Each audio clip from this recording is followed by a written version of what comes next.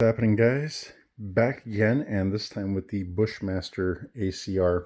Now, this is one of the latest models, one of the last that came off the assembly line in Huntsville, Alabama. So, I wanted to address this ACR platform because I still believe it is one of the best modern combat platforms out there. And it's very unfortunate, the mismanagement of this ACR line, and what they ended up doing to this, from basically its introduction by Magpul as the Masada to Remington and Bushmaster eventually taking it over and completely fucking it up. So let me go over just kind of the pros and cons of this platform. This platform really set the bar when it comes to ergonomics. It was really the first that I know of anyways, that had all of the weapon controls right there within the trigger guard, or right around the trigger guard. So your magazine release, ambidextrous on both sides, as is everything on this gun. So safety, charging handle, I'll show you that in a minute, but bolt catch and release right here at the front of the trigger guard, everything ambidextrous. So I mean, that kind of set the bar in terms of something that was fully ambidextrous, something that had the best ergonomics in the game, something that was very modular and had a quick detach barrel. That's one of the easiest barrels to detach of any gun ever. And it's a shame that they desecrated this freaking platform so much. And it's not the gun's fault either. It's just really poor customer relations, poor marketing, not following through on promises that were made to customers when it comes to caliber, change kits, and different barrels, and different bolts and all that kind of stuff. So they promised so much with this platform that I feel like it was just a matter of setting it up to fail because they just could not, or would not, meet the demand that was out there in time. So they've done some stuff. They've kind of resurrected it over the years, and they came out with a pistol variant that's, we've all seen that military arms channel video on, and how bad it was because the barrel and the quick detach system was not ratcheting in as it should normally. It was losing its zero. It was having malfunctions due to the barrel kind of slipping out of the trunnion, and all that stuff. So it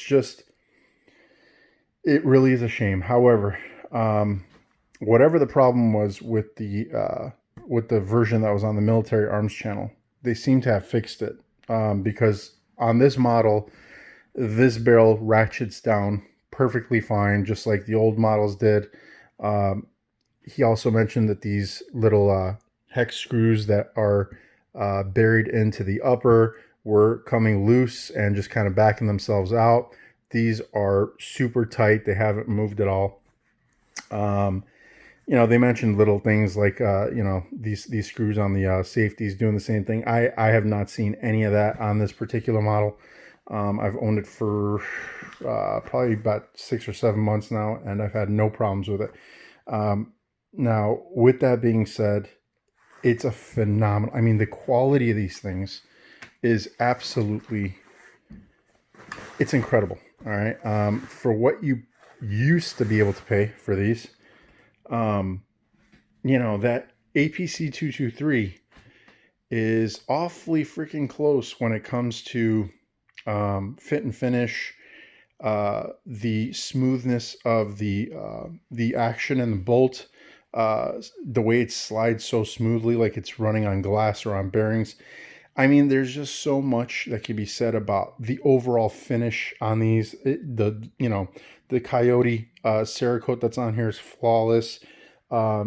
dehorning of all the sharp edges on the pick rails and whatnot. It's very, very, very high quality. It's just a matter of some, quality control shit. And it's unfortunate. And again, I'm mentioning all this because the ACR is now dead. So no longer being produced, and that falls in line with a bunch of other Bushmaster black rifles and Remington. I don't know if you guys heard, but Remington just filed for bankruptcy despite all the financial assistance that the government is providing right now. So really sad times for that company, really sad for this platform, and I could only hope that somebody else adopts it, buys the name and the line, and just runs with it and does a better job, because I'm telling you that even as we sit here today with all these great options that are out on the marketplace today, this is still one of the top, at least top 3 models when it comes to a modular platform that has quick barrel change-out capabilities, quick caliber change-out capabilities. This is it. This is one of the best still out there today. It is reliable. It is accurate. It holds accuracy so long as you're not messing around with that barrel too much. But still, it's a badass weapon platform.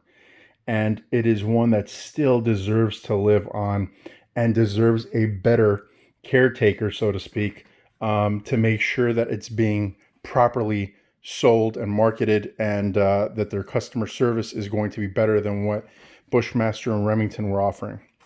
So there are plenty of videos out on the ACR, as far as doing takedowns and reviews of the gun itself. I'm not going to go into all that just because there's tons and tons of videos on these.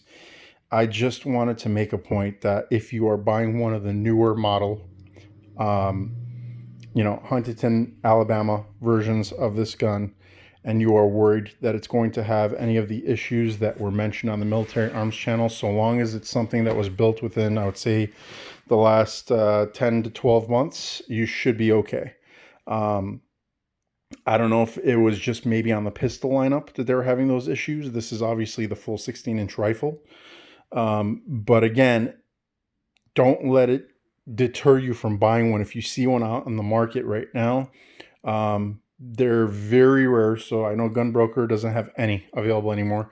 There are some folks that are selling them out there, and they are definitely jacking up the prices because they know that what's going on in the marketplace today in general, everybody's overpaying for guns, but this is also a gun that right now is discontinued, and it's a very popular platform still, and people are taking advantage of that. So I would say that as far as dollar value goes, anything from $2,500 to $3,000 for one of these is worth it. If you can pay $3,000 for a B&T APC 223 and be perfectly comfortable, because you're getting a high quality firearm, trust me when I say you're also getting that with this.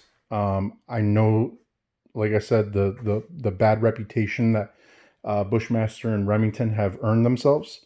However, do not buy into the craziness right now with people saying otherwise when it comes to the quality of these things. They are still phenomenal.